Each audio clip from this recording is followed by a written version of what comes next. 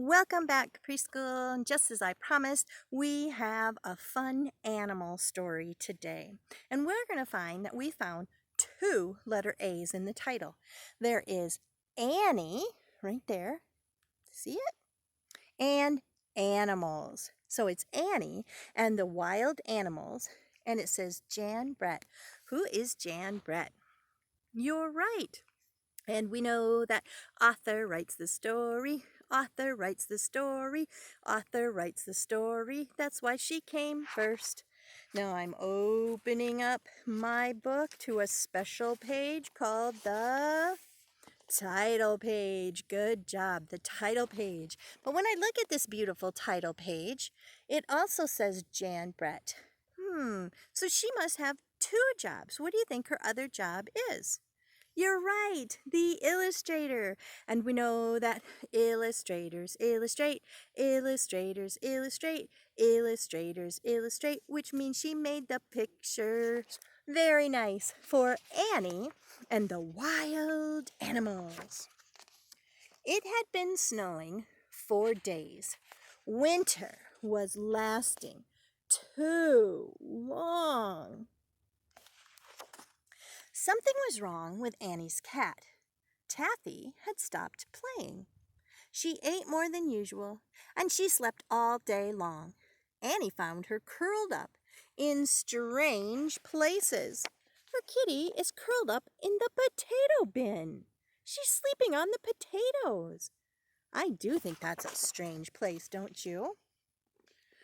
One morning, Annie could not find Taffy anywhere. She looked and looked, but Taffy was gone, and Annie was very lonely. I need a new friend, Annie thought. She placed a corn cake at the edge of the wood, and she imagined that a small furry animal would come, and she would take him as a pet. There are a lot of options out there in her world. The next morning, the corn cake was gone, and in its place was a giant... Do you see that? What was it? A moose! He's too big to tame, thought Annie. I'll have to try again. So that night, Annie left another corn cake at the edge of the wood. Look how much taller that moose is from Annie. He would be pretty hard to bring in the house. Makes me think of Zach and his alligator and how she fit so much better into the house when she was small, but didn't fit at all when she was big. Now the next morning, the moose was back, and a snarling wildcat was there too. Whoa! He's too mean to tame, thought Annie. So Annie placed more corn cakes at the edge of the wood. Oh, do you see?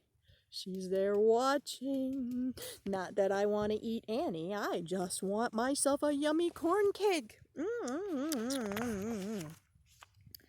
The next morning, a big growling bear was there with the moose and the wildcat. Oh my goodness, look at that big bear. I wonder if that bear is like our bear that went over the mountain, only instead of to see what he could see, he wanted to eat a corn cake. Oh my goodness.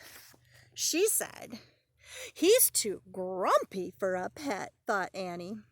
Annie made as many corn cakes as she could and left them at the edge of the wood. Do you see the bear hiding in the bushes behind Annie? Can you see him? Right there. There he is. But she kept making more and more and more and more. At dawn, Annie heard the snarls and the growls of the wild animals. There was a moose and the wildcat and the bear. They had also been joined by a stag, his family, and a large gray wolf. Ugh! Not one of them is soft and friendly like Taffy, thought Annie. Well, they are wild animals, aren't they? All the next day, Annie made corn cakes and left them at the edge of the wood. And all night long, she heard the sounds of wild animals eating the corn cakes. Annie woke to find a great nose stuck through her window, and it belonged to the moose, who was still hungry. Oh my goodness, could you imagine waking up and looking over there and seeing a moose nose in your window? There were wild animals everywhere. They roared for their next meal, and the little house shook. Oh my goodness, Annie, what are you going to do with all the wild animals? The animals wanted more corn cakes, but when Annie looked into the barrel of cornmeal, it was empty. She couldn't make any more corn cakes. Annie was very sad. She would never find a pet now, and she missed Taffy very much. Oh, poor Annie. I understand that she must feel very lonely. All that night, a warm breeze blew from the south, and the snow melted, and new buds could be seen on the plants and the trees. The wood was coming alive again. By the next morning, the wild animals had gone back to the wood. They would find food there now that spring had finally come. Oh, they don't like living near people either. They wanted to go back to their homes where they could find nice, yummy food that they were used to. Not the corn cakes. That's not what they really liked. Then, as unexpected as the warm spring breeze, Taffy walked proudly into the yard. "Taffy!" Annie exclaimed. "You have come home. Where have you been?" Taffy turned and looked back the way she had come. Oh, what an exciting, happy day! But what is Taffy looking at? Out of the wood came 3 soft and friendly kittens. Oh, Annie wouldn't be lonely anymore. Oh, look at that. Taffy had kittens. Yay! And now there were how many kitties? We had Taffy and her 3 babies. 1, 2, 3, 4.